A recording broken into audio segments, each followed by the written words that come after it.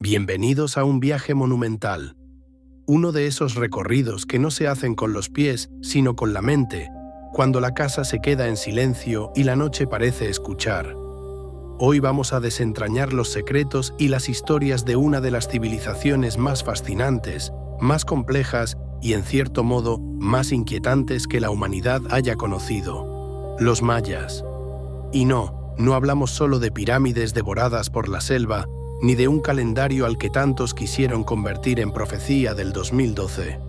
Hablamos de un universo completo, un tejido hecho de maíz, de sangre, de viento, de palabras que crean y de estrellas que dictan destinos. Para comprender su mitología, primero debemos ubicarnos en el escenario inmenso donde esa mitología respiró. Cuando uno piensa en los mayas, la mente moderna suele imaginar una sola cultura, congelada en una sola imagen. Una ciudad, un templo, una fecha.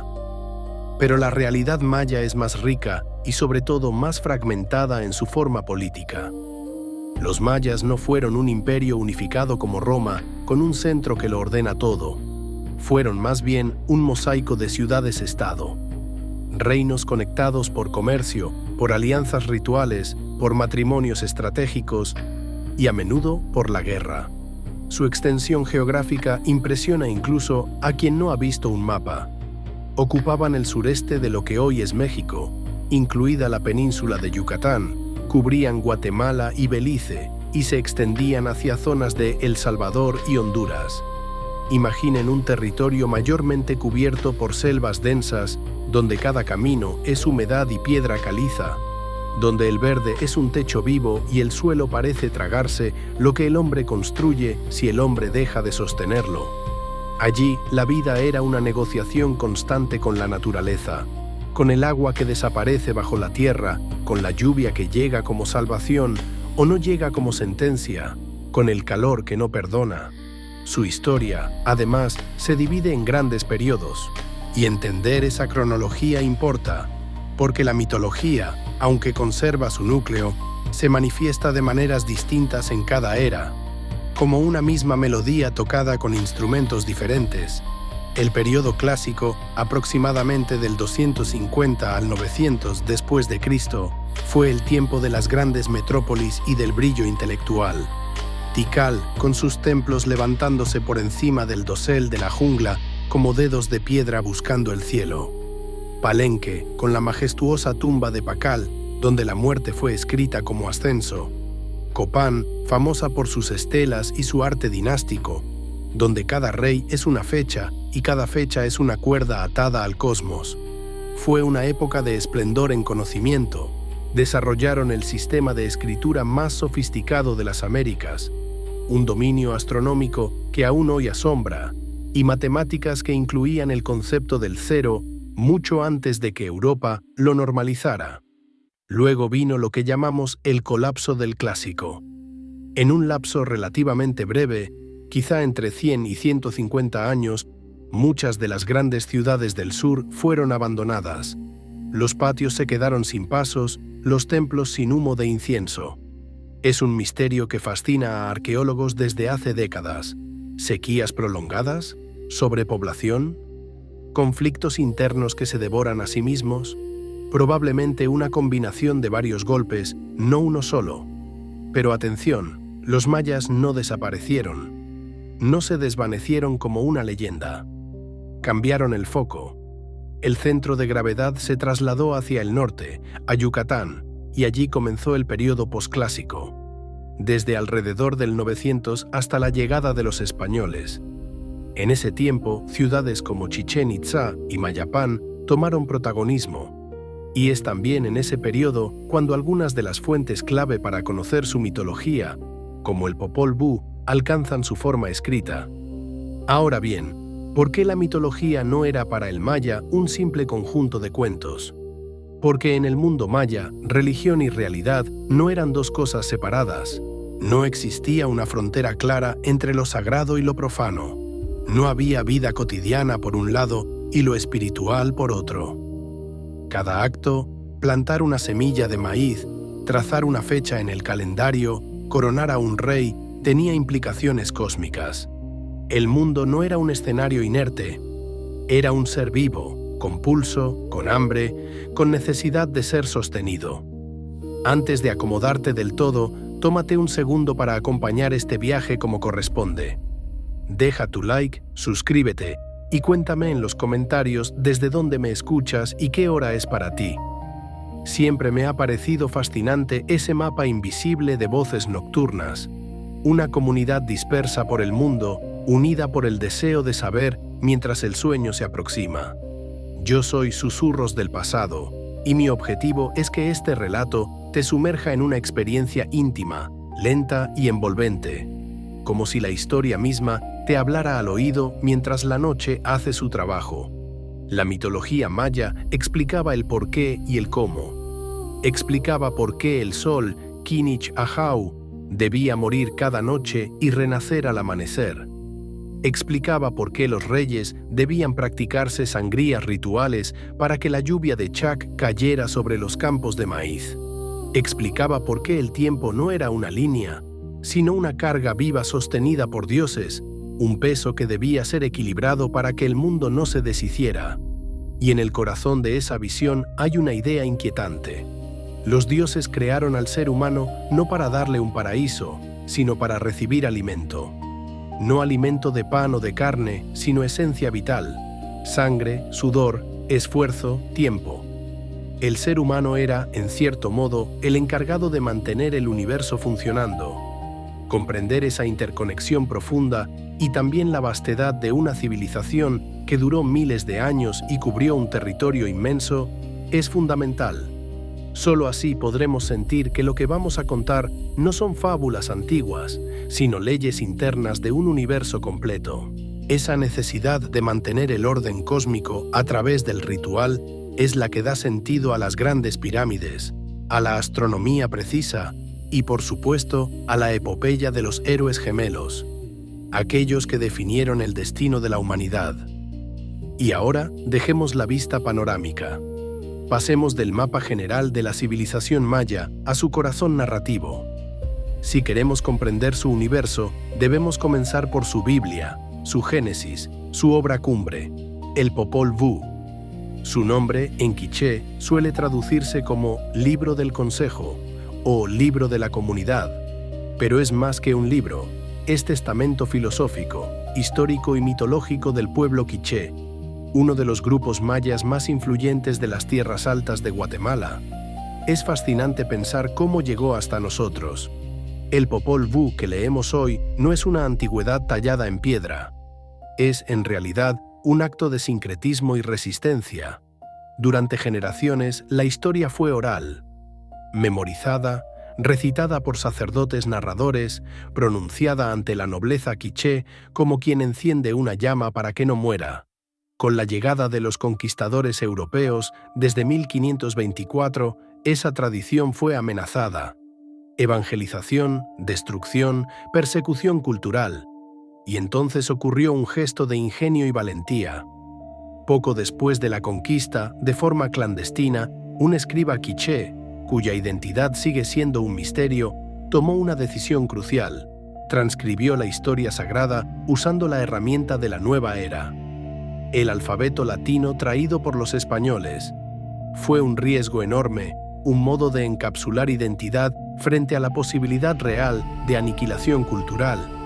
Ese manuscrito, escrito en quiché con caracteres latinos, permaneció oculto casi 2 siglos, custodiado en algún lugar de la región, hasta que, alrededor de 1701, en Santo Tomás Chichicastenango, un fraile dominico llamado Francisco Jiménez lo encontró. Y no solo lo encontró, lo copió. Y crucialmente, escribió una traducción paralela al castellano. Su versión pudo tener interpretaciones propias de su tiempo, sí, pero su trabajo es la razón por la que hoy podemos leer esta joya. Entender su estructura deja ver su ambición. El Popol Vuh se despliega como un viaje épico. Comienza con la creación y el vacío primordial. Sigue con la saga de dioses ancestrales y la caída de los mayores. Llega al corazón con los héroes gemelos, Hunahpu y Xbalanque, y su venganza que culmina en ascenso celeste. y finalmente se transforma en registro histórico. Linajes, migraciones, fundaciones de ciudades, legitimación divina del poder quiché. Esa dualidad, de lo mítico a lo histórico, evidencia su función política y religiosa. Para la nobleza quiché no era un cuento, era un título de propiedad del mundo. Proclamaba que sus antepasados fueron los primeros hombres hechos de maíz, los que se sentaron a la mesa con los dioses, los que heredaron autoridad para gobernar. Y al adentrarnos en sus páginas, notamos algo esencial. El Popol Vuh no está obsesionado con fechas exactas como una crónica occidental. Su interés está en los ciclos, en los arquetipos, en los patrones que se repiten. La creación se intenta varias veces, la soberbia se castiga una y otra vez. El descenso al inframundo ocurre más de una vez. Esa repetición profunda nos revela una ley central de la cosmovisión maya. La historia no avanza como flecha recta, gira como rueda. Nacimiento, muerte, renacimiento. Y los errores del pasado pueden ser corregidos por la siguiente generación. Así, el Popol Vuh no solo cuenta un origen, ofrece una guía perenne para navegar el orden cíclico del universo. Antes de cualquier cosa, antes de la luz, antes del tiempo, antes incluso de la existencia humana, solo había silencio, inmovilidad y vacío. El Popol Vuh nos transporta a una era imposible de concebir. No había cielo, no había tierra, no existía medida para el tiempo. Había solo un mar primordial, tranquilo, no perturbado. No había criatura que hiciera ruido. No había paso, no había respiración. Todo estaba suspendido en una oscuridad que lo cubría todo. Y sin embargo, en esa nada absoluta ya existían los dioses primordiales, no como figuras caminando, sino como potencialidad, como inteligencia flotando sobre las aguas, escondida quizá bajo la pluma de la gran serpiente. El primero de esos ancestros es Tepeu, a menudo traducido como el dominador, el soberano. Es el maestro artesano, el escultor de la vida. Majestad, autoridad, decisión. Junto a él estaba Gucumatz, la gran serpiente emplumada, la versión quiché de lo que en otras culturas mesoamericanas se conocería como Quetzalcóatl. Su simbolismo es poderoso. La serpiente que se arrastra representa lo telúrico, la fertilidad, el renacimiento que llega al mudar la piel. Las plumas, en cambio, son cielo, viento, aire, elevación. Tierra y cielo en una sola criatura, equilibrio. Y en el universo maya, el equilibrio no es un deseo, es una ley. Tepeu y Gucumatz hablaban y meditaban juntos en la inmensidad, razón y espíritu conspirando para llenar el vacío. Pero faltaba algo. ¿Quién les dio el impulso? ¿Quién rompió el gran sueño? Allí aparece Huracán, la figura más dinámica de la Trinidad inicial. Su nombre se ha traducido como corazón del cielo o una pierna. No es uno solo, es tres en uno. Se manifiesta como el rayo de una pierna, el rayo pequeño y el relámpago. Su morada es el corazón del cielo. Es energía pura, soplo vital, furia de tormenta, fuerza que rompe el silencio primordial. Si Tepeu y Gucumatz son mente y espíritu, Huracán es voluntad, acción, lo inevitable. Sin el trueno de Huracán, las palabras de los otros dos habrían quedado como un murmullo eterno sin efecto. Y entonces, cuando la palabra de estos tres resonó sobre el agua inmóvil, se tomó la gran decisión: que exista la luz, que el agua se aparte, que la tierra se alce. Fue un acto de magia verbal. Para los mayas, la creación no fue una construcción física, sino un nombramiento. Nombrar era dar existencia, una idea extraordinariamente intelectual, el poder del lenguaje como herramienta creadora. Y así, por voluntad y palabra, las montañas emergieron como gigantes dormidos, los valles se extendieron, las aguas se retiraron a ríos y mar, encontrando su lugar. La tierra nació como un organismo vibrante. Pero la intención de esta creación inicial era simple, y desde nuestra mirada puede parecer incluso egoísta. Los dioses querían ser venerados, querían ser invocados, querían ser recordados, porque en su lógica, el universo no está completo si nadie lo comprende y lo sostiene con adoración. Los primeros dioses anhelaban escuchar: «Oh corazón del cielo, oh corazón de la tierra, danos sustento, danos paz». La creación del mundo físico era apenas el primer paso hacia la meta verdadera: crear al ser humano una conciencia capaz de pronunciar sus nombres y perpetuar su memoria. Allí nace la deuda cósmica. Los dioses dieron todo, y ahora los humanos deberían pagar con vida, con sangre, con obediencia, con tiempo. Y esa tensión, el deseo de los dioses de ser recordados y la dificultad de crear un ser digno de hacerlo, define el resto del relato. Cuando el mar se calmó y la tierra se levantó con montañas y valles, los dioses enfrentaron el verdadero desafío. El mundo era hermoso, pero estaba vacío. ¿De qué servía si nadie decía gracias al amanecer, gracias a la lluvia? La urgencia fue absoluta. Tepeu, Gucumatz y Huracán se reunieron en consejo y decidieron actuar. El primer experimento fue con los elementos más cercanos, los más moldeables: la tierra y el barro. Tomaron lodo, lo amasaron con cuidado, le dieron forma humana, y por un instante pareció un éxito. Pero apenas lo tocaron, el error fue evidente. Era blando, débil, se deshacía. Si lo ponían en el agua, se disolvía. Si lo dejaban al sol, se endurecía y se rompía sin coherencia. Y lo más importante, ese hombre de barro era mudo. No podía hablar, no podía pensar, no podía invocar a sus creadores. Los dioses lo observaron y entendieron que habían hecho una muñeca de lodo. Un cuerpo sin palabra, sin mente, sin reverencia. No era suficiente, no bastaba con la forma, se necesitaba esencia. Y así destruyeron el primer molde, comprendiendo que debían buscar un material más resistente y, sobre todo, capaz de sostener el pensamiento. Los creadores no se rindieron. La decepción del barro no fue un final, sino una advertencia. La materia sola no canta, no recuerda, no reza. Necesitaban un material más firme, más estable, algo que pudiera sostenerse sobre la tierra sin deshacerse y que, aún así, pudiera portar el misterio interior de la conciencia. Su siguiente idea fue la madera. Tallaron figuras robustas, con brazos y piernas funcionales. Estos nuevos seres fueron, en apariencia, un éxito muy superior a los del barro. Caminaban, se movían por la superficie recién nacida del mundo. Se multiplicaban, poblaron los caminos invisibles entre árboles, montes y ríos. Parecía, al fin, que los dioses habían encontrado a quienes sostendrían la realidad con su memoria. Pero entonces, lentamente, se reveló un defecto fatal, infinitamente peor que la fragilidad del lodo. Los hombres de madera eran autómatas. Tenían movimiento, pero no alma. Tenían voz, pero no entendimiento. Sus rostros eran inexpresivos y su existencia era mecánica, repetitiva, vacía. Andaban por el mundo como si el mundo no fuera sagrado, como si el amanecer fuera un accidente. Los dioses escucharon sus palabras. Eran sonidos sin corazón. Hablaban, sí, pero no pronunciaban a sus creadores.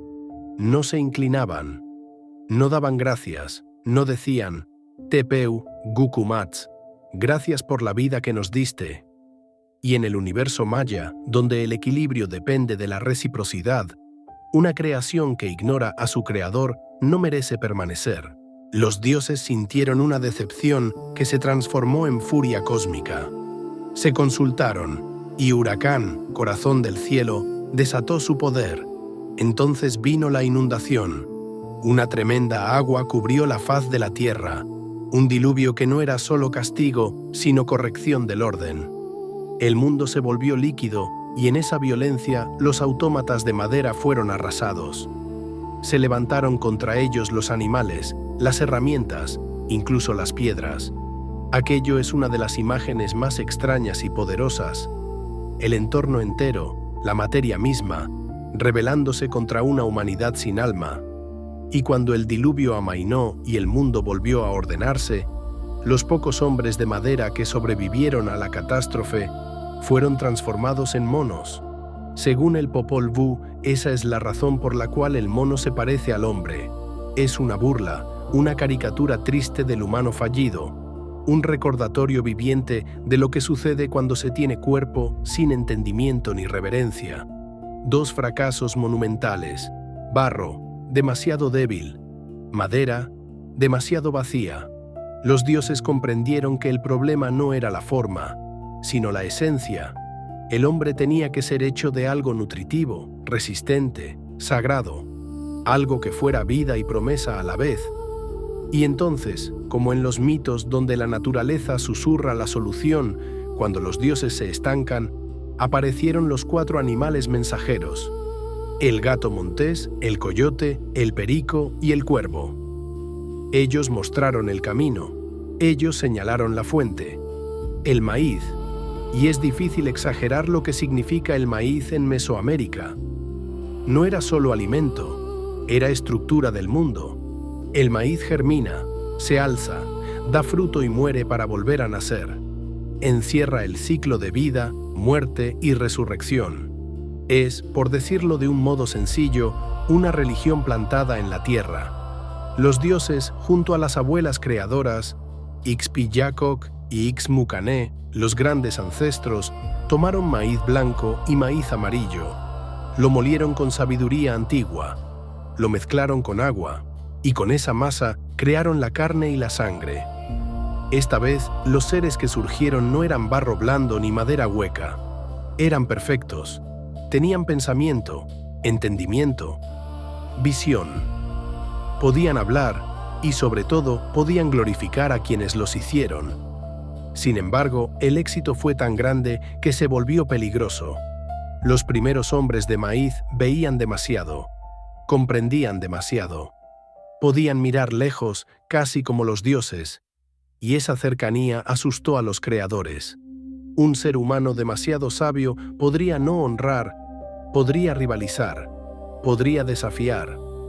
Así que, en un último ajuste, los dioses arrojaron un velo sobre los ojos de la humanidad para limitar su conocimiento. A partir de ese momento, el hombre vería lo suficiente para vivir, trabajar, amar y recordar. Recordar y adorar. Ese era el pacto.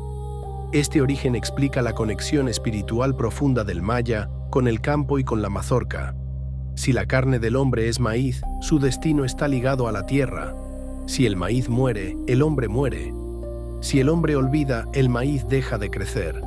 Por eso la siembra y la cosecha no eran labores agrícolas, eran ritos sagrados que repetían el pacto original de la creación. Y aún así, el cosmos no estaba completamente listo. La tierra estaba levantada. El hombre de maíz respiraba. Pero el cielo seguía siendo una amenaza. La bóveda celeste era pesada, flácida, parecía querer desplomarse sobre el mundo. El universo necesitaba estructura, pilares, estabilizadores. Y aquí entran los dioses silenciosos de la estabilidad, los bacabes. Los bacabes, los que sostienen la casa, los que están sentados, no son dioses de aventuras como los héroes gemelos, son dioses de la física sagrada. 4 hermanos gigantes asignados a las 4 esquinas del mundo, cuyo trabajo era hercúleo: levantar la bóveda celeste y mantenerla separada de la tierra, para crear el espacio donde la vida humana es posible. Imagínalos, 4 fuerzas en la oscuridad primordial, empujando hacia arriba con una potencia titánica. Al alzar el cielo, no solo crearon espacio, definieron el orden cardinal que se volvió la base de la cosmovisión maya. Para el maya, el universo no era un infinito abstracto, era un cuadrado perfecto sostenido por 4 pilares inamovibles, y cada dirección trajo consigo un color, una energía, una cualidad. El este, rojo, el lugar de la vida. Por allí nace el sol, es el inicio del tiempo, el punto donde el mundo despierta. El bacab rojo sostiene la esquina del nacimiento, el norte, blanco, una dirección ligada al frío, a la muerte, a lo subterráneo, pero también a la fertilidad oscura de donde surge el maíz. Es el lugar donde el sol viaja en su paso nocturno por regiones invisibles. El Bacab blanco sostiene la esquina de la oscuridad fértil. El oeste, negro, a veces azul negruzco, la puerta de la puesta del sol. Allí el sol muere cada día para emprender su travesía por Xibalbá. El Bacab negro custodia la entrada a la noche. El sur, amarillo. La región del calor, de la humedad, del punto donde las cosas maduran. El Bacab amarillo sostiene la esquina del cierre del ciclo diurno. Esta organización cuatripartita y cromática no era una teoría bonita. Impregnaba la vida entera. Adivinación, agricultura, ceremonias, tipos de maíz plantados, rojo, blanco, negro, amarillo, todo respondía a este mapa sagrado. El destino de un día o de un catún, un ciclo de 20 años, podía interpretarse, en parte, por el Bacab que cargaba ese periodo, y si ese dios estaba irritado, el ciclo sería duro. Y en el centro exacto de esas 4 esquinas, como quinto punto de anclaje, se alzaba el árbol del mundo, la sagrada ceiba, el yaxché, asociado al verde o al azul verdoso. Sus raíces se hundían en el inframundo. Su tronco se plantaba en la tierra donde vivimos. Sus ramas atravesaban la bóveda levantada por los bacabes y alcanzaban los 13 cielos. Los bacabes, por lo tanto, no son personajes secundarios. Son la columna vertebral del orden. Gracias a ellos, el sol puede moverse, la lluvia puede caer desde los 4 puntos. A través de Chak, dios de la lluvia, a menudo ligado a estos pilares, y la humanidad hecha de maíz puede mantenerse erguida. Comprender que la estabilidad del cosmos dependía del esfuerzo eterno de 4 gigantes invisibles nos da una medida del sentido profundo de equilibrio que definía cada faceta de su vida. Para los mayas, el orden no era un estado natural garantizado, era una tarea continua. Y mientras el cielo era el hogar de Huracán y la tierra el dominio del hombre de maíz, por debajo de todo se extendía un reino de oscuridad, enfermedad y desafío. El inframundo, Xibalbá. Su nombre se traduce como lugar del miedo o lugar de la desaparición. Y en la cosmovisión maya, era tanto un destino post-mortem como una geografía activa que interactuaba constantemente con el mundo de los vivos. Para los mayas, el sol no se apagaba por la noche como una lámpara. Se zambullía por el oeste. Entraba por una de las bocas de Xibalbá, cuevas, cenotes, grietas del mundo, y emprendía una travesía nocturna peligrosa para renacer al amanecer por el este. Por eso los cenotes eran sagrados, eran ojos del inframundo, puertas. Xibalbá no es un infierno cristiano, no es un lugar de castigo moral eterno, es un reino de prueba, purificación y peligro, un sistema de niveles descendentes, 9 en muchas tradiciones, cada uno más profundo, más oscuro, más cargado de amenazas. El camino hacia Xibalbá ya era aterrador. El Popol Vuh describe ríos que deben cruzarse, ríos de sangre, ríos de pus e incluso un río de escorpiones. Solo esa imagen basta para entender el tono de este mundo. No es mal en términos de pecado, es hostil en términos de existencia. Y una vez en la entrada, el camino se bifurca para confundir al visitante. Una arquitectura del engaño. Porque el inframundo, en el pensamiento maya, no se conquista con fuerza, se atraviesa con astucia. Allí gobiernan los señores de Xibalbá, una asamblea de deidades vinculadas a la muerte, la enfermedad y el sufrimiento. 2 gobernantes principales y un séquito de príncipes, cada cual personificando un tipo específico de tormento. Los 2 jerarcas supremos son Yun Kame, una muerte, y Bukub Kame, 7 muerte. Sus nombres son sentencia, presiden el consejo, planeaban trampas, eran fríos, calculadores, crueles, expertos en el juego de pelota, y alrededor de ellos otros señores especializados, de la hinchazón, de los tumores, de los huesos rotos, del pus, del dolor de las heridas, de la putrefacción, de las trampas que coagulan la sangre, que doblan el destino. No eran demonios que buscan corromper, eran fuerzas que exigen humillación, prueba, sometimiento. Al visitante se le recibía con falsas reverencias, y luego se le enviaba a las casas de prueba trampas mortales diseñadas para quebrar el cuerpo y el espíritu. La casa de la oscuridad, sin luz. La casa del frío, con viento insoportable. La casa del jaguar, llena de felinos hambrientos. La casa del fuego, un horno de brasas. La casa de las navajas, con cuchillos de obsidiana en suelo y paredes. Y la más aterradora, la casa de los murciélagos, dominio de Camazotz, el murciélago de la muerte. Superar Xibalbá no significaba solo sobrevivir, significaba demostrar inteligencia, respeto por el orden y una forma de coraje que no es músculo, sino mente. Quien logra atravesar el miedo no solo evade la muerte, asciende, trasciende. Y ahí está la promesa de esta mitología. Incluso frente al miedo absoluto, la inteligencia puede vencer a la muerte. Si estás conmigo a esta altura de la noche, me alegra que sigas aquí.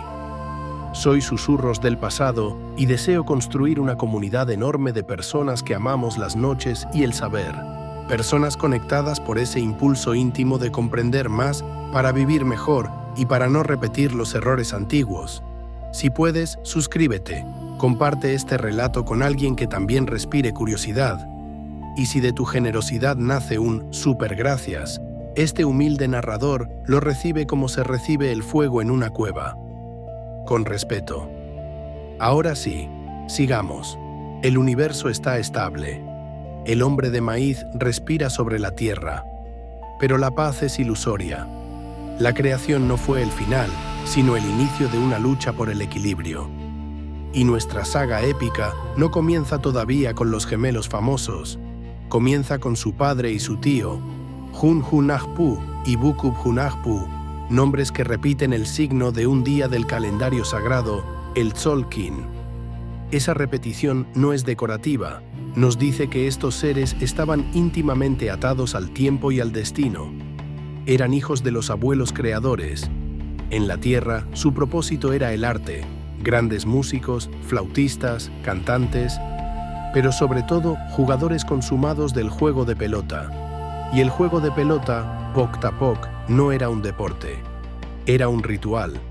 Representaba el movimiento del sol, la luna, las estrellas. Era una recreación de la lucha entre luz y oscuridad.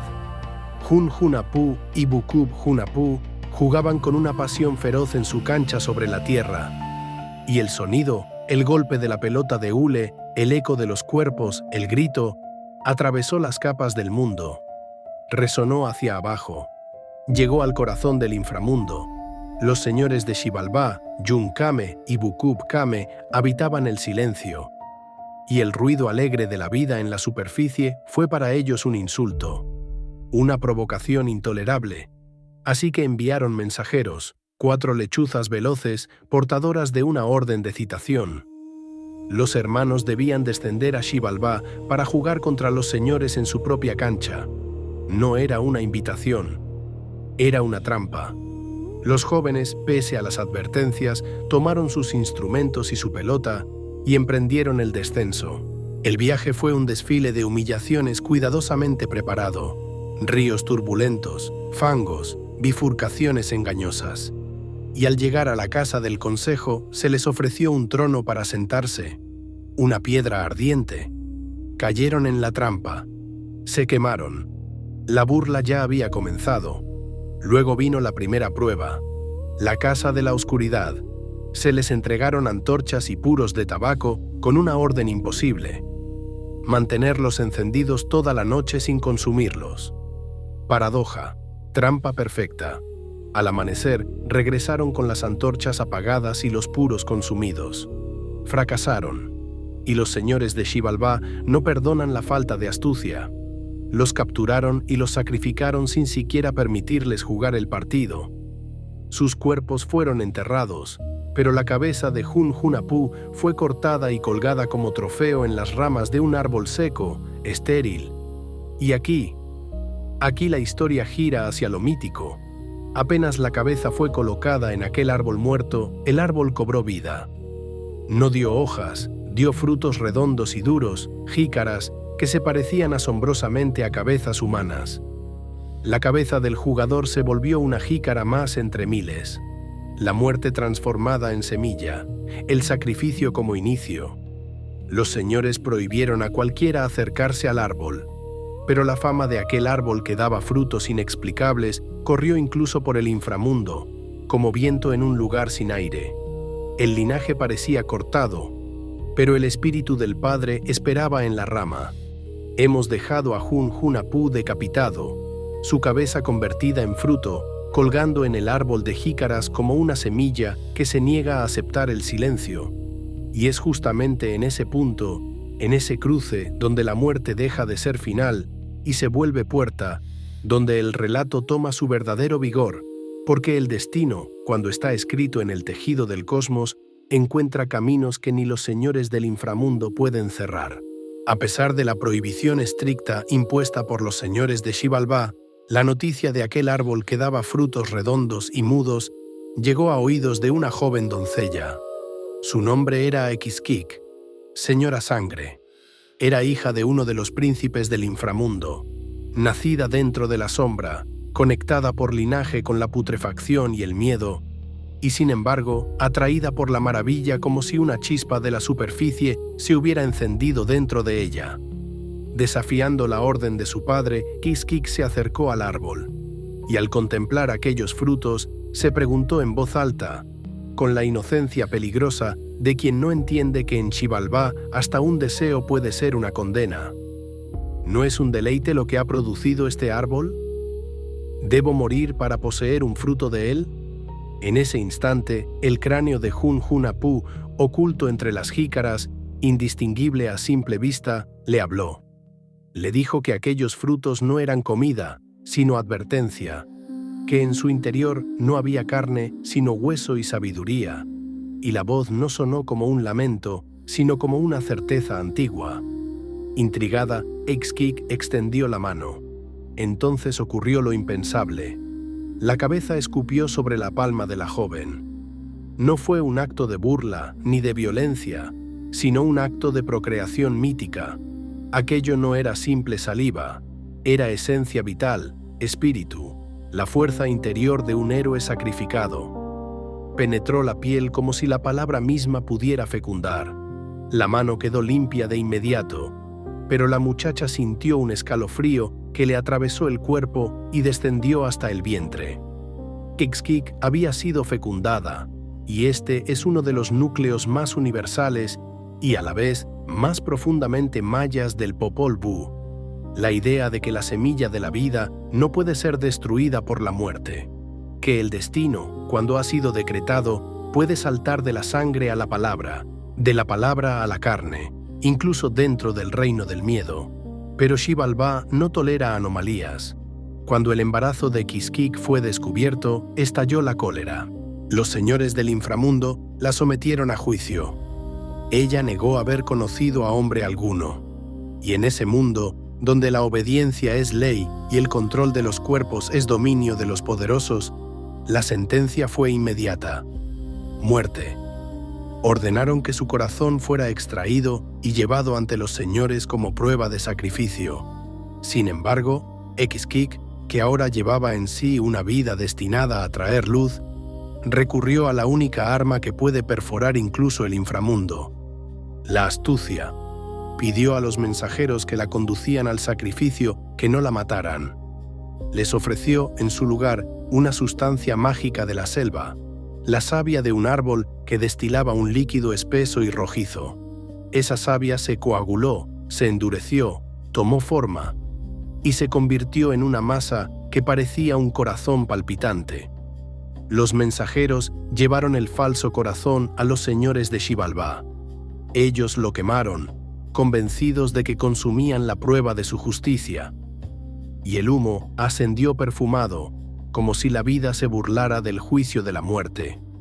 Así, Ix-Kik escapó y juró buscar a la madre de Hun-Hunahpu, porque en la superficie, en el mundo del maíz, estaba el único refugio posible para lo que crecía dentro de ella. La ascensión de Ix-Kik al mundo superior es también un símbolo. La vida sube. La vida siempre busca la luz. Y cuando por fin llegó a la casa donde vivía la anciana Ixmucané, la abuela creadora lo hizo con la osadía de quien no pide permiso, sino destino. «Vengo a ser vuestra nuera», anunció, «porque traigo conmigo la semilla de vuestro hijo, Hun-Hunahpu». La reacción de Ixmucané fue de hielo y piedra. No era una abuela tierna en el sentido moderno, era una figura austera, tradicional, endurecida por la pérdida. Una mujer de Xibalbá, embarazada y sin esposo, sonaba a mentira, o peor, a deshonra. «Mientes», dijo. «¿Qué señal traes? ¿Qué prueba?» Ixmucané no la aceptó, pero tampoco la expulsó de inmediato. En lugar de eso, decidió someterla a una prueba imposible, esperando que fracasara y se desvaneciera como tantas otras cosas en el mundo. La prueba era cruel en su sencillez cotidiana. «Tráeme una red llena de maíz, pero que sea del campo que mi hijo dejó abandonado. Y no quiero unas cuantas mazorcas. Llena la red por completo». El problema era que el campo estaba lejos, cubierto de maleza, y la temporada había pasado. Un encargo así era una forma de decir «vete», sin decirlo. Ix-Kik fue al campo con el corazón apretado, y allí encontró lo esperado: rastrojo, espigas secas, la sombra de lo que había sido cosecha.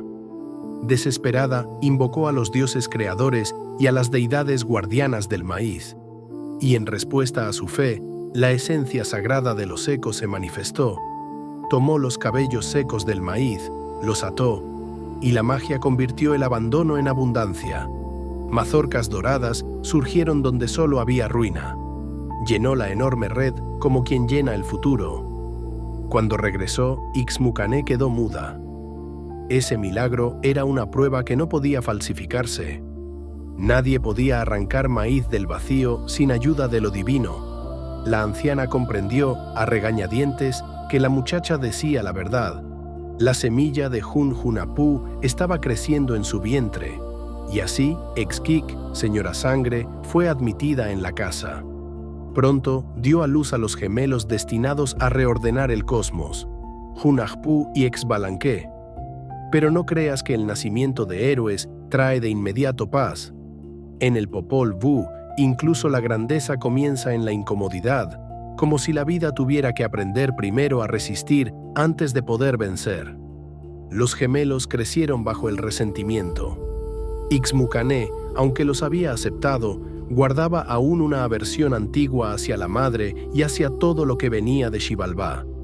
Los niños fueron relegados al rincón más oscuro de la casa, entre humo y molestias.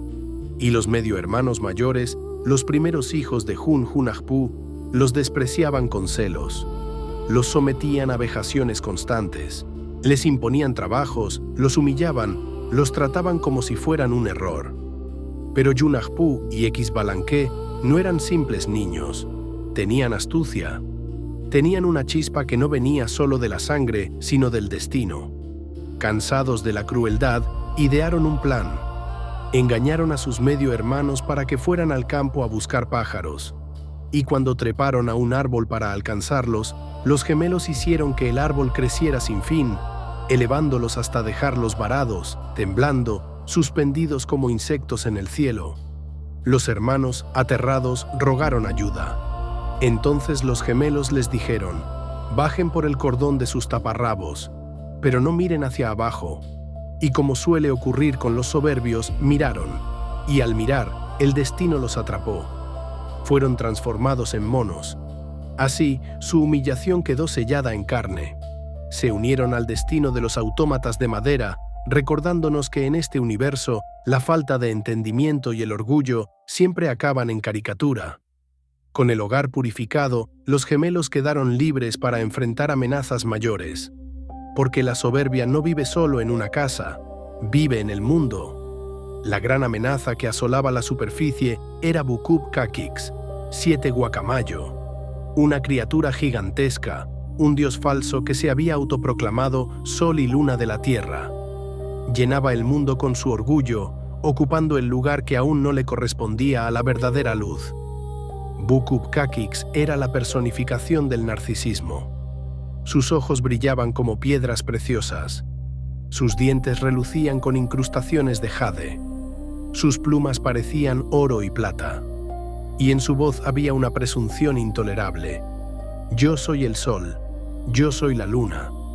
Los gemelos comprendieron que su función como precursores de la verdadera luz era derribar esa mentira. Diseñaron un plan sencillo y, como suelen ser los planes efectivos, no dependía de fuerza bruta, sino de precisión. Bukub Kakix solía alimentarse de los frutos de un árbol, subiendo y bajando con ostentación. Yunagpu se escondió entre las ramas, y justo cuando el gigante se disponía a subir, Yunagpu disparó un dardo con su cerbatana. El proyectil impactó en la mandíbula de Bukub Kakix. El falso astro cayó al suelo gritando de dolor. Sus dientes de joya se fracturaron. No murió, pero fue herido en su fuente de poder porque su vanidad era su vida. Bukub Kakix logró capturar a Yunagpu y, como castigo, le arrancó un brazo, creyendo que con eso bastaba para quebrarlo. Pero los gemelos nunca hacen algo sin estrategia. Xbalanque acudió con 2 sabios disfrazados de ancianos médicos. Se presentaron ante el gigante, que sufría un dolor insoportable. Le dijeron que su mandíbula estaba podrida, que la única forma de curarlo era extraerle los dientes y sustituir sus ojos preciosos. Bukub Kakix, cegado por el dolor y por su propio orgullo, aceptó. Los falsos médicos le quitaron los dientes de jade y los ojos brillantes. Y al perder esos símbolos de riqueza y poder, el gigante se desvaneció, murió, y su majestuosidad se reveló como lo que siempre fue, una ilusión alimentada por la soberbia. Pero la soberbia tiene descendencia. Bukub Kakix tenía 2 hijos, igualmente arrogantes, fuerzas destructivas de la tierra.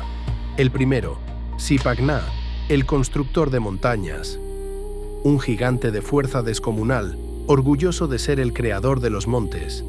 Encarnación del ego físico, de la fuerza bruta que se cree autor del mundo. El segundo, Cabracán, el terremoto. Su poder era causar temblores, destruir, derribar montañas. Encarnación de la destrucción geológica.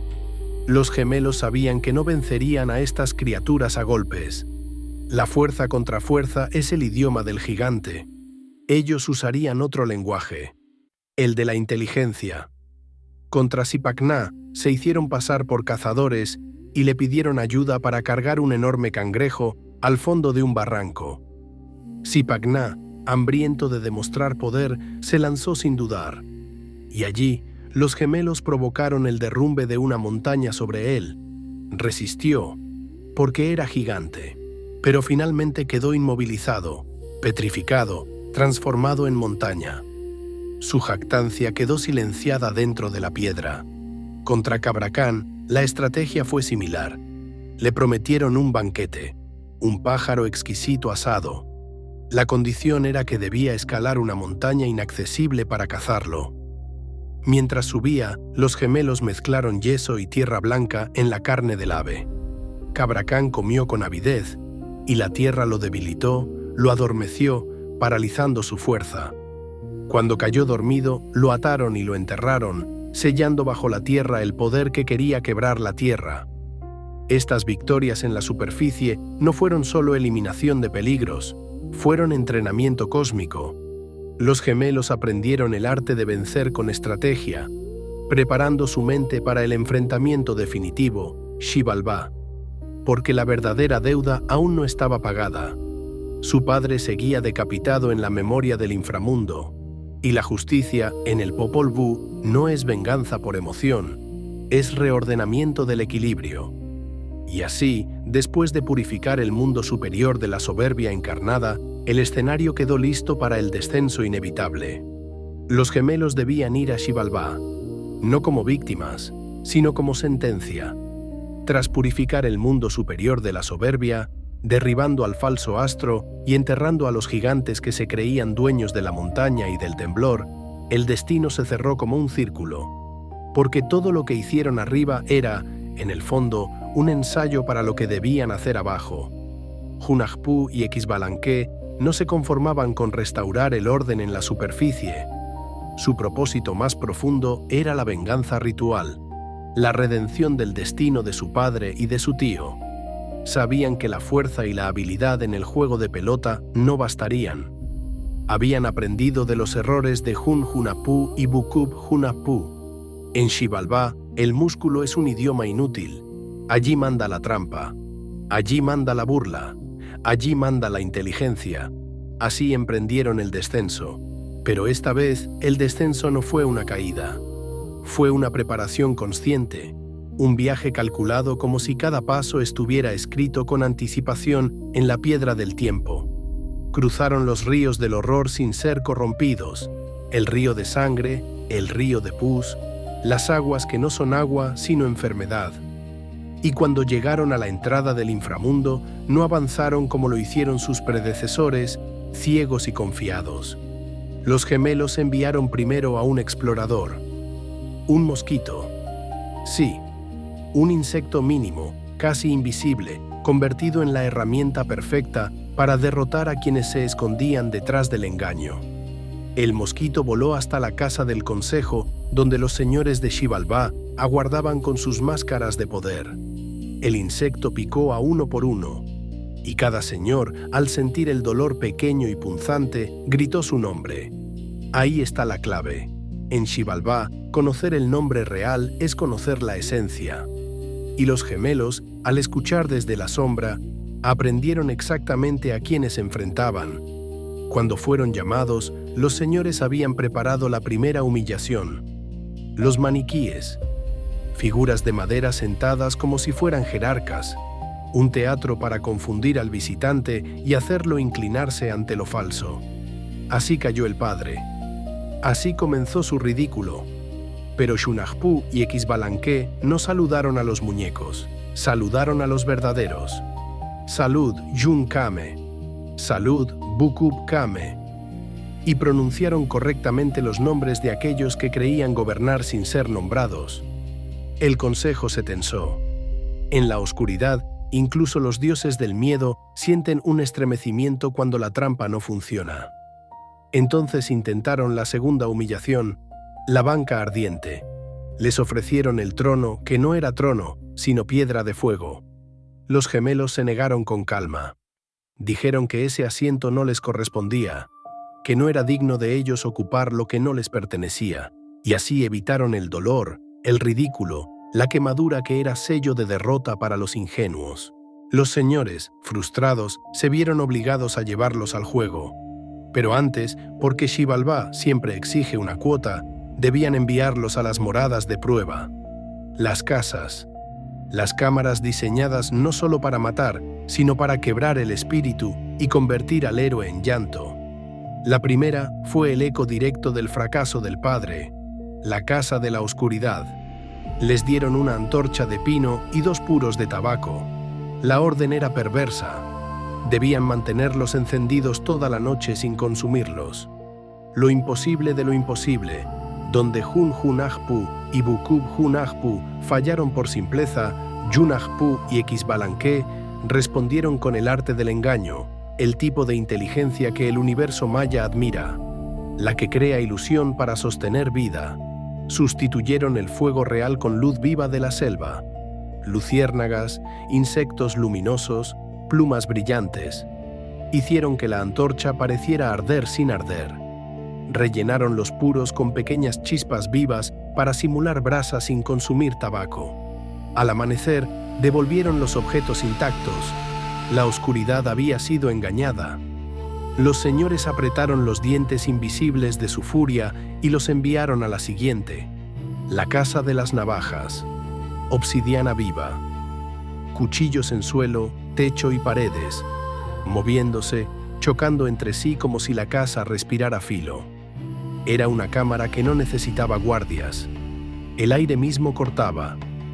Los gemelos no lucharon contra las navajas, no intentaron detenerlas, les hablaron. Y este detalle es fundamental. En la cosmovisión maya, incluso los objetos pueden tener agencia, incluso la materia responde al ritual. Hunahpu y Xbalanque invocaron a los filos con respeto, como se invoca a una fuerza. Les prometieron un festín, sacrificios futuros, sangre de animales, ofrenda ritual, y las navajas, apaciguadas por la promesa, porque el cosmos es intercambio, se calmaron.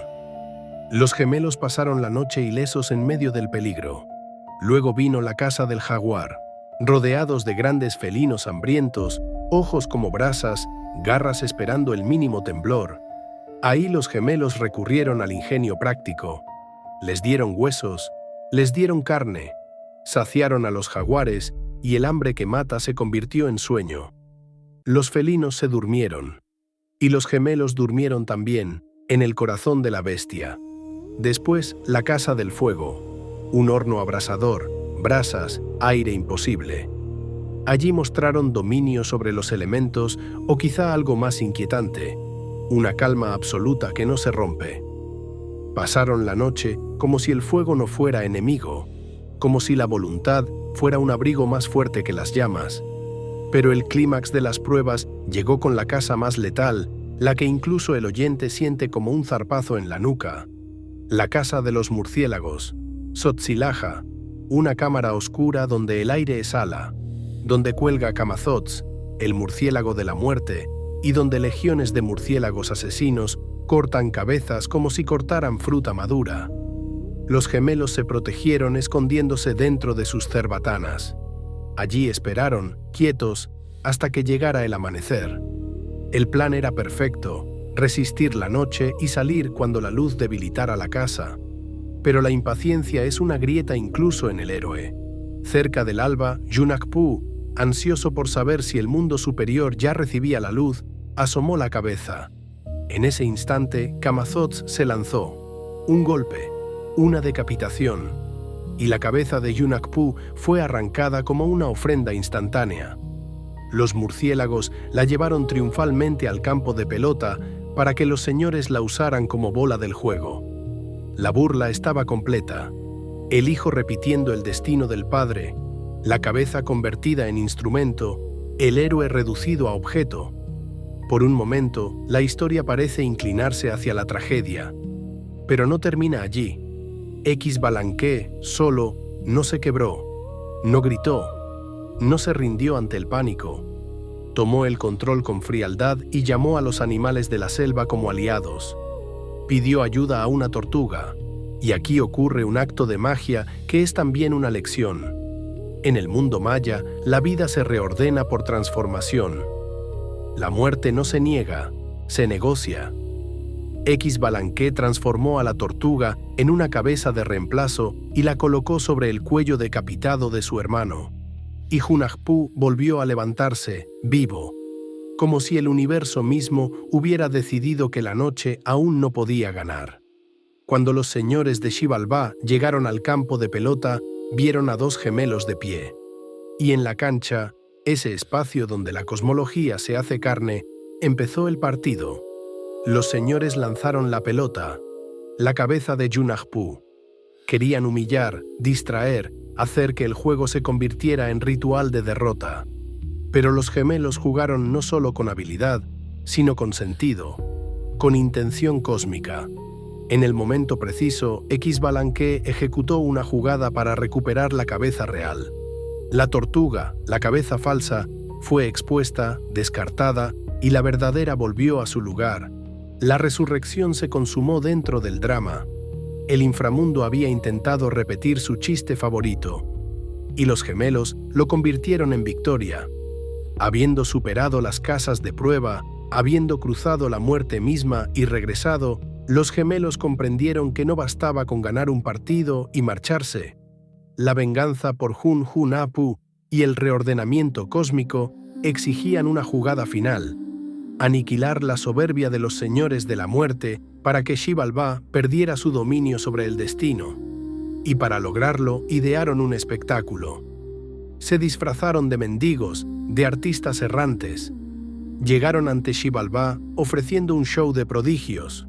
Los señores, amantes de lo extravagante, confiados en su propia supuesta inmortalidad, aceptaron. Se sentaron como espectadores con esa arrogancia típica de quienes creen que nada puede tocarlos. Los gemelos comenzaron con hazañas asombrosas. Quemaban una casa y luego la restauraban. Sacrificaban animales y los devolvían a la vida. La muerte se volvía truco y el truco se volvía amenaza, aunque los señores todavía no lo veían. El clímax del espectáculo fue escalofriante.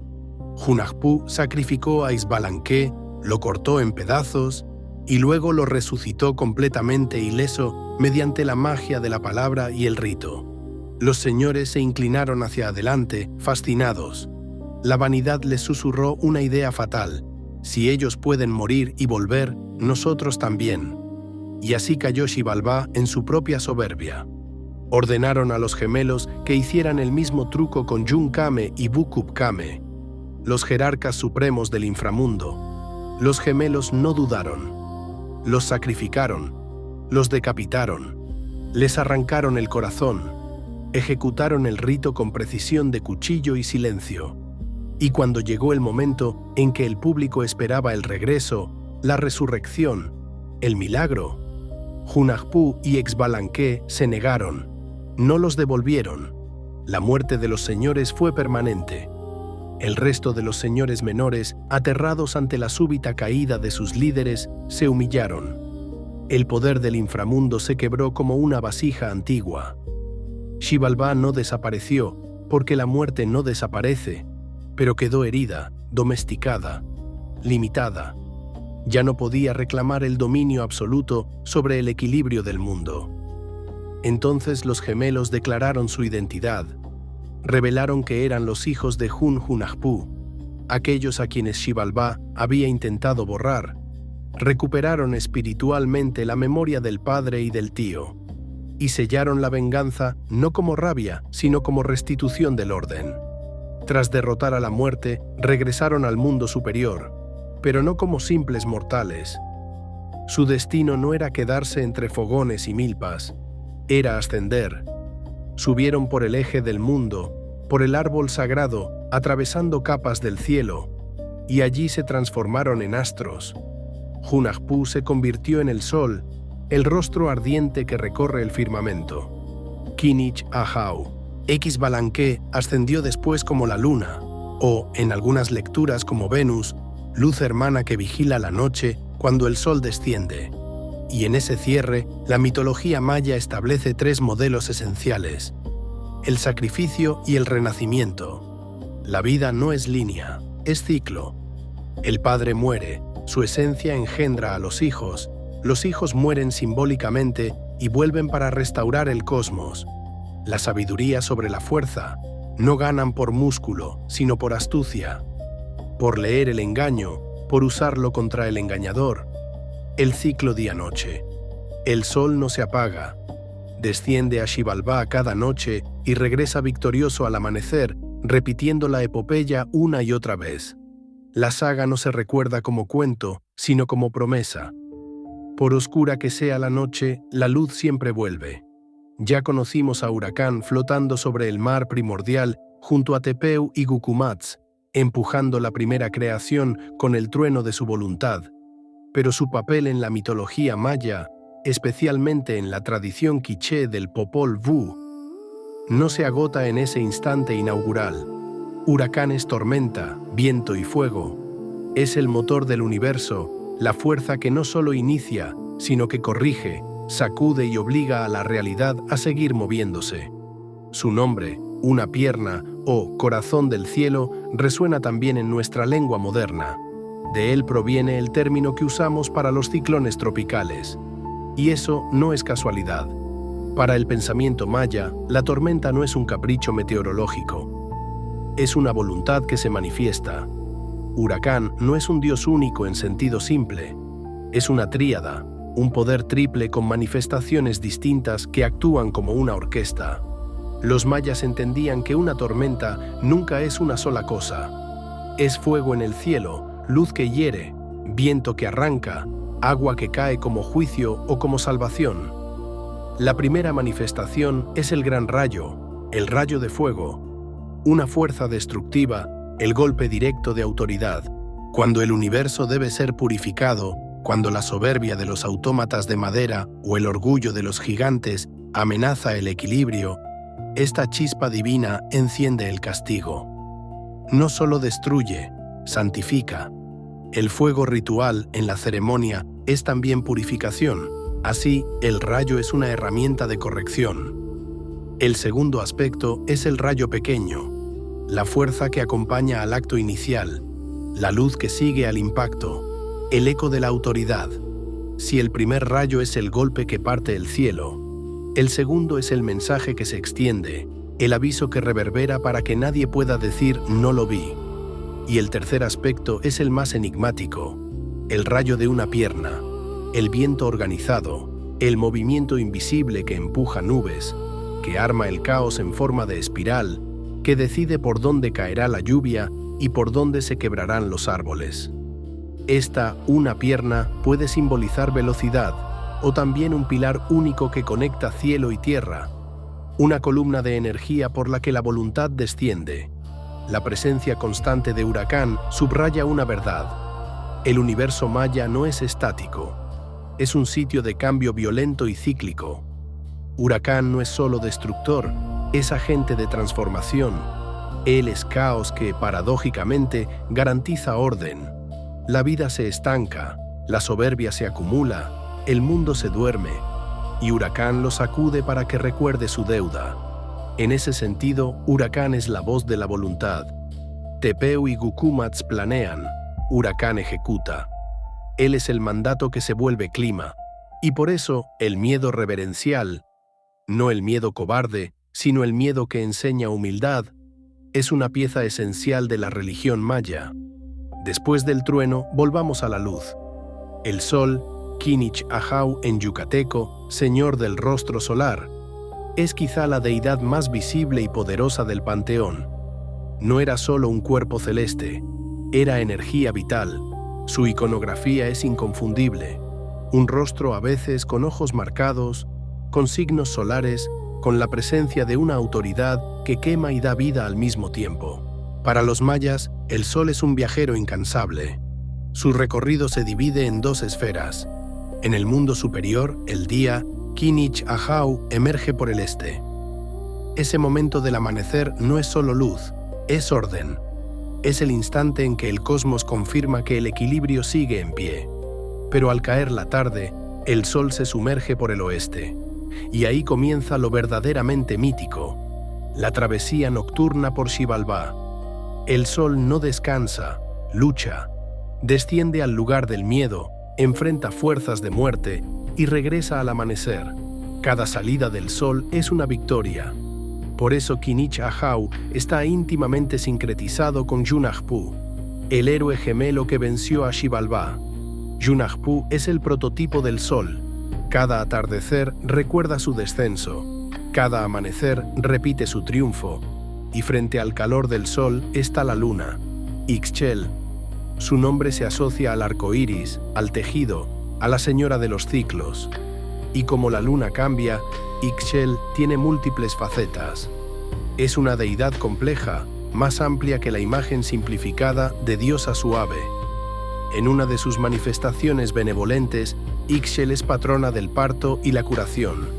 Comadronas y médicos la invocaban. Mujeres peregrinaban a sus santuarios, como en Cozumel, para pedir fertilidad y protección. Ixchel es también diosa del tejido. Y esto, para los mayas, no es un detalle doméstico. Tejer es replicar el acto cosmogónico. Los hilos del telar son metáfora del destino, del tiempo, del orden que se construye con paciencia.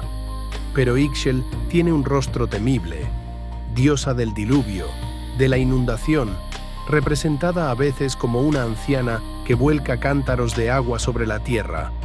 Nos recuerda que lo divino no es siempre amable. La luna mueve mareas, la luna puede nutrir, pero también puede destruir. Kinich Ahau e Ixchel operan como dualidad complementaria. luz y misterio, orden visible y ciclo oculto, calor y agua. Y en esa danza se repite la frase central de la cosmovisión maya: todo existe en equilibrio entre fuerzas opuestas. Ahora, dejemos por un momento los astros y acerquémonos a la tierra, al sustento, a lo que el hombre de maíz es en esencia. Yum-Kaax, dios del maíz y de la vida silvestre, es la figura joven, bella y paradójicamente vulnerable del panteón.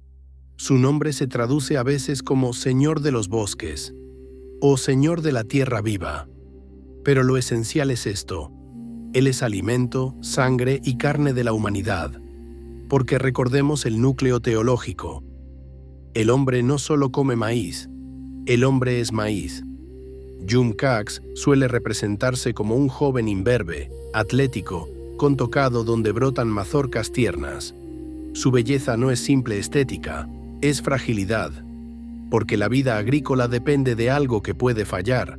Si el maíz no brota, la civilización se apaga. Si Yum-Kaax es capturado por fuerzas del inframundo, la humanidad se debilita. Su mitología no es batalla en el cielo, es drama en la milpa.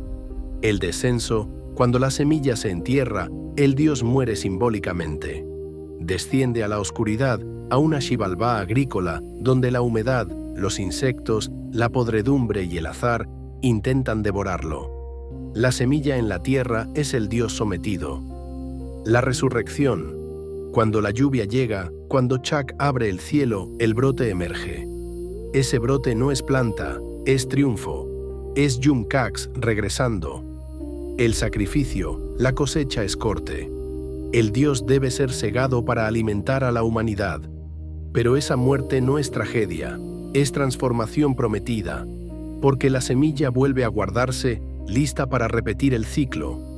Y aquí se entiende la obsesión maya por el calendario. El destino del dios depende del momento exacto del rito. Sembrar no es trabajo, es depositar a tu dios en la muerte con la fe absoluta de que volverá. Y en ese ciclo, Yum-Kaax no está solo. Necesita al proveedor de su sustento esencial, el agua. Chak, dios de la lluvia, es de los más antiguos y venerados. Si el maíz es la carne, la lluvia es la sangre que la hace posible.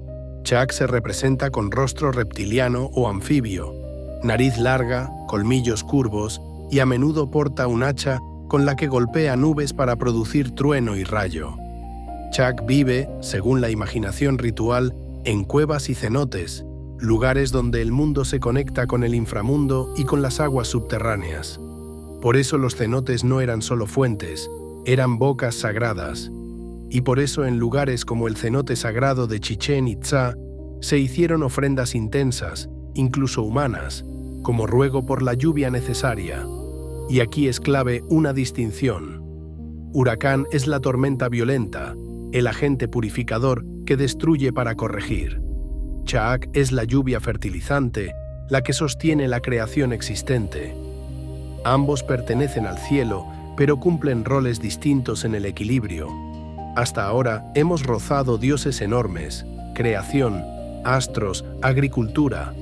Pero el mundo maya, saturado de lo divino, también tenía deidades para el comercio, el viaje, el placer y el peligro cotidiano. Y aquí aparece una figura fascinante, Ekchua. Su nombre se traduce como estrella negra o negro grande. Es dios del comercio, de los viajeros y especialmente patrón del cacao. El comercio era el tejido nervioso que conectaba las ciudades-estado. Los mercaderes recorrían distancias enormes a pie, cargando mercancías, atravesando selvas, pasos de montaña, zonas hostiles, y se encomendaban a Ekchua para volver vivos y volver con ganancia. Iconográficamente, Ekchua suele aparecer con un borde negro alrededor del ojo, una boca prominente o alargada, y a veces con un fardo a la espalda. Es el dios de quien carga y camina. Es una deidad dual. Por un lado, protector de riqueza. Por otro, ligado al conflicto, porque las rutas comerciales también eran rutas de guerra. La riqueza se obtenía, muchas veces, rozando el filo del peligro, y su corazón económico era el cacao. Las semillas de cacao funcionaban como moneda. Eran tan valiosas que podían equivaler a oro en términos de intercambio. Ek Chua, como patrón del cacao, era en cierto modo garante de la economía.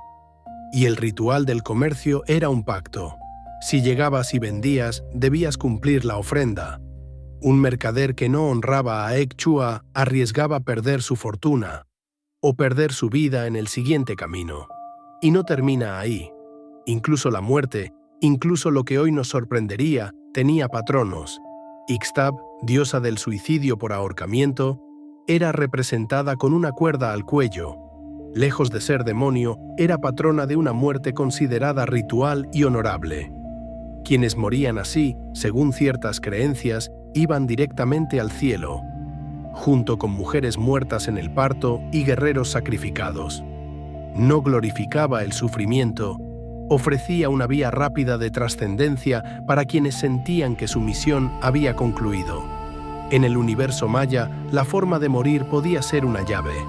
Aamusencab, dios de las abejas, era crucial en una cultura donde miel y cera tenían valor ritual y comercial. Los mayas practicaron apicultura sofisticada con abejas meliponas, sin aguijón, consideradas sagradas. La dulzura era un don, y ese don tenía dueño divino. Pahuatún, dioses ancianos relacionados con el sostén del mundo, cercanos a la idea de los bacabes, guardianes de estabilidad terrestre, fuerzas telúricas en 4 puntos, como ancianos que impiden que el mundo se ladee. Esta constelación de deidades cotidianas nos enseña algo esencial. Para la mente maya no existía acto neutro. Todo tenía resonancia cósmica: comprar, viajar, sanar, sembrar, morir. Y si hay una idea que amarra todas estas historias en un mismo cordel, es la del tiempo. Para el maya, el tiempo no es flecha, es rueda. Nacimiento, vida, muerte, renacimiento. No existe fin definitivo, existen cierres de ciclo, umbrales. Ese concepto se expresaba en sus calendarios monumentales. Dentro del conteo largo, unidades como el Katun, aproximados 20 años, y el Baktun, 144.000 días, cerca de 394 años, estructuraban eras. Un conjunto de 13 Baktunes formaba una gran era, y cuando una gran era se cerraba, no era el apocalipsis, era reinicio, renovación. Aquí nace el malentendido moderno del 2012. La gran era actual, según correlaciones usuales, habría comenzado en una fecha mítica equivalente al 11 de agosto de 314 a.C. Y cuando el conteo llegó a 13 Baktunes, el 21 de diciembre de 2012, muchos quisieron ver fin del mundo. Pero en la lógica maya, esa fecha era como cuando un gran contador vuelve a cero para empezar de nuevo. Ceremonia de renovación del tiempo, reafirmación del orden, no aniquilación global. El tiempo cíclico maya enseña que el mundo no se detiene, gira, y cada final es una puerta. Si el tiempo cíclico es la ley, el símbolo físico que sostiene esa ley es el árbol del mundo, el yakché, la ceiba sagrada, eje cósmico que conecta 3 planos. Arriba, las ramas en los 13 cielos, hogar de dioses supremos, astros, lluvias, destinos. En el medio, el tronco en la tierra, el único lugar habitable para el hombre de maíz. Abajo, las raíces en los 9 niveles de Xibalbá, reino de muerte, enfermedad y prueba. La ceiba, en la selva, era vista como manifestación real de ese eje. Ritual cerca de la ceiba significaba ritual cerca de un portal. Sin ese pilar, el cosmos colapsaría, el cielo caería, el inframundo invadiría y todo regresaría al vacío primordial. Y ahora volvamos al principio moral. Los dioses crearon a la humanidad para ser recordados. Eso implica deuda, y la manera de pagar era la ofrenda del bien más preciado, la fuerza vital, la sangre. El rito más común y estructural no era el sacrificio humano, sino el autosacrificio. Derramamiento ritual de sangre por parte de la élite, reyes y reinas, quienes funcionaban como eje entre mundos. Se perforaban lengua, orejas o en hombres el pene con espinas de mantarraya o cuerdas con espinas. La sangre se recogía en papel de corteza o recipientes. Al quemar ese papel, el humo ascendía y podía convertirse en serpiente visionaria, un puente por donde el gobernante contactaba a ancestros y deidades. Era teología y política a la vez. Mi sangre mantiene el sol. El sacrificio humano existía, sí, pero en contextos rituales específicos. Crisis, dedicaciones, cierre de ciclos, juegos de pelota. No era matanza sin sentido. Era una lógica terrible de reciprocidad cósmica. Y aquí entra el juego de pelota, Pok Tapok, no solo deporte, sino drama mitológico vivo. La cancha representaba el plano terrestre.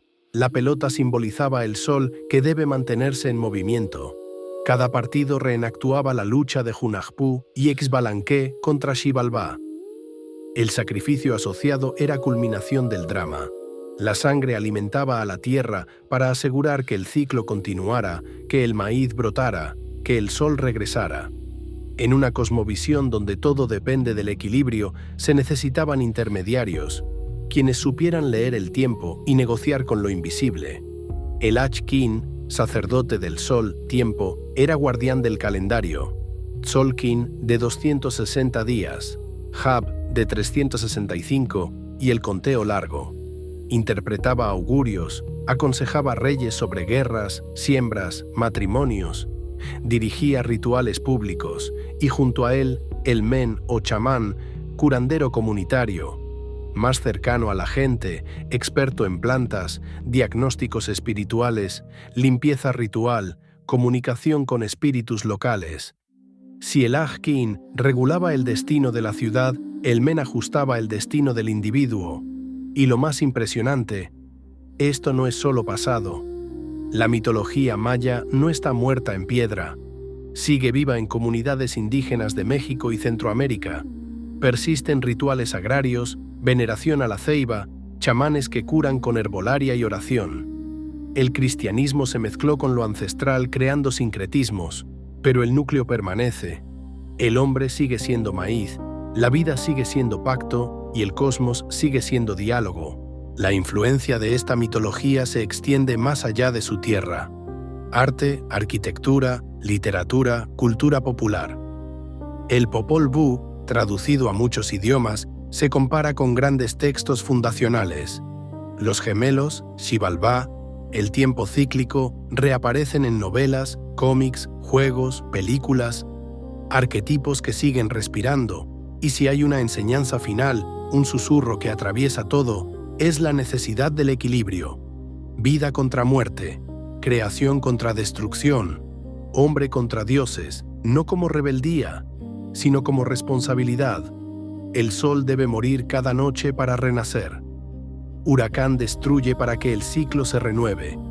La sangre se ofrece para sostener el movimiento del tiempo. No somos dueños del tiempo. Somos participantes. Cada amanecer, el sol se levanta porque Hunahpu ganó la batalla en la noche. Y porque la humanidad, hecha de maíz, sigue dispuesta a recordar y sostener el pacto. Espero que este relato haya tejido calma en tu mente, como un telar que ordena la oscuridad. Esto fue Susurros del Pasado, tu compañero fiel para las noches largas y el conocimiento que abriga. Si te gustó, deja tu like, suscríbete y únete a esta comunidad nocturna. Gracias por escuchar. Hasta la próxima travesía.